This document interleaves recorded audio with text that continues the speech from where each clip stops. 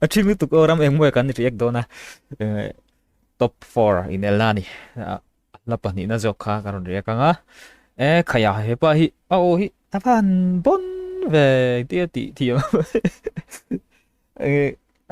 tia na cái thiếm lo chứ vẫn chưa cần ngay thẳng cái hi mình là sao mấy thẻ sớm tia tar car baby cái này hana tia u số CCO ta si tia tia cái Suzuki Honda Civic okay thì bên cầu thiện cái tin lại càng ngày khóc mày má là hàng tin mà tôi là bao cái thâu này cả ý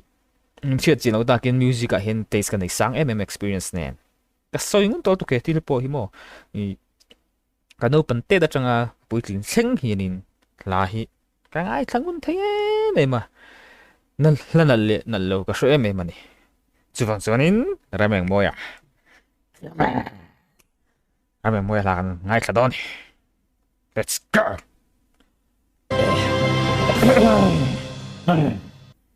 sai cho đó nem gan anh có hả hả sẽ boleh nih Jesse nal kok mày Marina mar cakep mày anh lâu tê hun lai Johnny à tê ok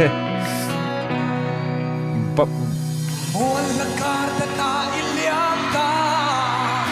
apa Kiki lom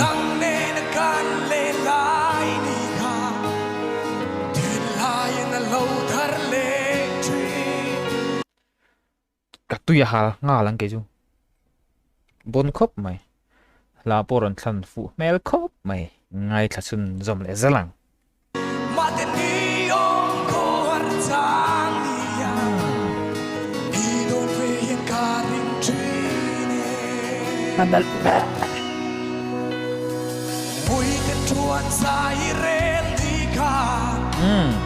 ô cái thiên lai vẫn sinh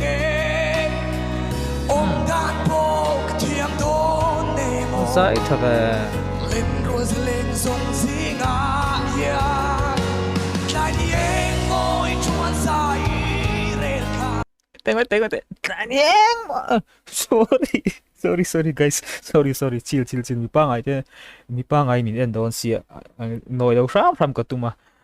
kan noi lo do le kan ni mi lo thiep rap lai ni rồi ti lai ve ka awan moi ve ka lai ka ti non le lok teng lên rồi lên sông gì ngã ya ai chả đúng kayak ka sun lam tu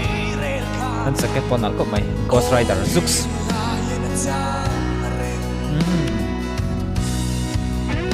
zai sul do ne mo alo chang chak chak bộ ruột sang sầu cho nè lại flip te tiền ở như này thằng dân không à cái end việc vết ngay người thì in cái xia he lại iva hanin me ta cái mo cái te yo nen hian chuan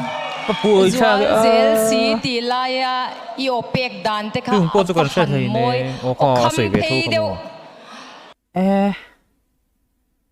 cái lung oi thấy thôi lâu cái tiếng cái thil rồi kì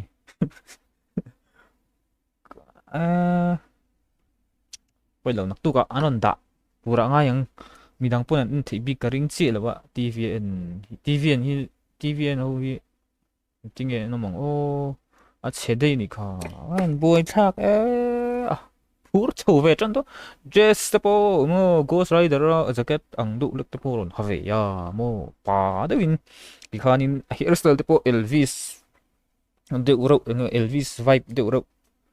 inge moni de uro de hanaron tive to mo per lolo ha pa pui chak gan cái mà gan sai vậy ok tụ to report mình thì kan mi pa ngai po kan ang chau ve chan do na hay kan noi vak to lo wa zanin chu ole cái hi cho thắc tên gì vậy cho thắc khu các khu viên tiền gì cho dùng về cho cái này caliber hi sang em mà chưa vào cho nên cho thắc khu các khu thắc bộ cái gì đâu fit tur le in chi thum vela ni ka kalibar hi san da chi mo chi factory ka song ka ni mai te sa kan video chu a sei thei lo min dem lul su ka song ka ni mai ram eng mo chu a full te chuan in ngai sele mai do ni ka song kha midang ka han ti to benge boi cha ko me a opa acha chai zai that mel khop oh bopoi tak em oh bye bye